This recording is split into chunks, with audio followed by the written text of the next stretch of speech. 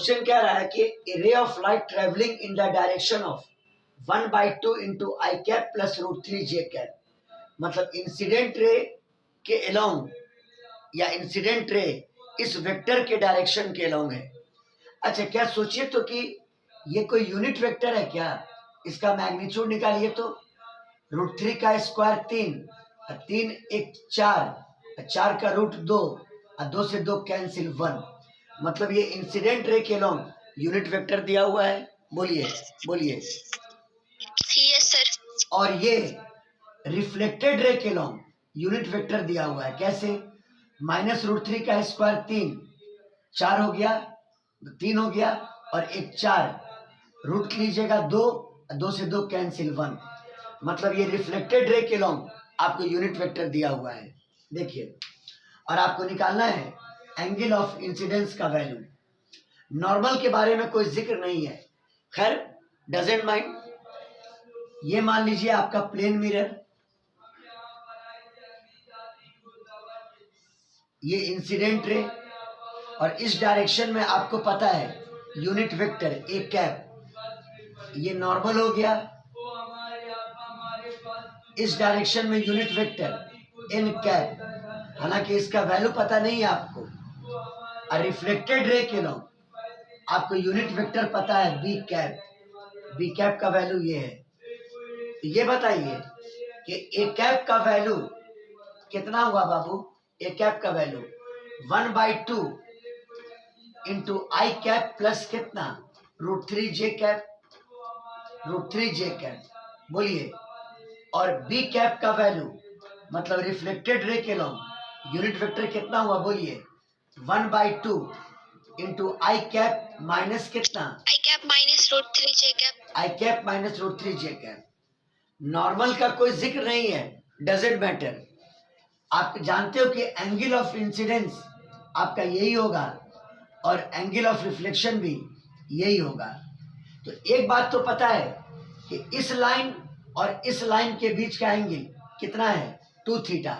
मैंने लाइन बोला, मैंने एंगल नहीं बोला। आप ये नहीं कह सकते हैं कि इंसिडेंट रे और रिफ्लेक्टेड रे के बीच का एंगल 2 थीटा है। क्यों? क्योंकि इंसिडेंट रे का डायरेक्शन तो ये ना है। बोलिए।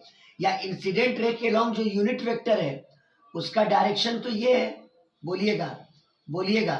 एक कैप। Yes sir. हाँ हाँ, अगर एक काम करें, हम एक कैप का निगेटिव कर दें, तब आप कह सकते हैं माइनस ए कैप और बी कैप के बीच का एंगल कितना है? 2 थीटा। मेरी बात आई समझ में? बोलिए। देखिए। Yes sir. हाँ, चूंकि देखिए ए कैप का हेड यहाँ पे टर्मिनेट कर रहा है। आप जानते हैं कि हेड पर जब दूसरे वेक्टर का टेल हो तो अंदर वाला एंगल दोनों के बीच का एंगल नहीं माना जा सकता है।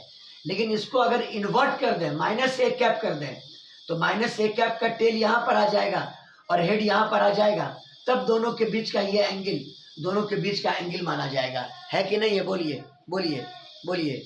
Yes sir. तो अगर यहाँ से हम ये निकाल लें कि माइनस ए कैप कितना हुआ, तो बस खाली निगेटिव लगा दीजिए। -1/2 into I cap plus √3 J cap. बोलो क्लियर है? और अब माइनस ए कैप और बी कैप के बीच का एंगल कितना हो जाएगा? बोलिए कितना हो जाएगा? बोलिए। 2 थीटा। हाँ, here angle between minus a cap and b cap is equal to 2 theta. यह आपको पता चल गया। आप एक काम करो, minus a cap dot b cap पहले उस मेथड से निकाल लो जो आई और जे के फॉर्म में होने पर हम ट्रिक बताया करते थे। बोलिए। Minus a cap dot b cap, बहुत इजी मेथड से बता रहे हैं।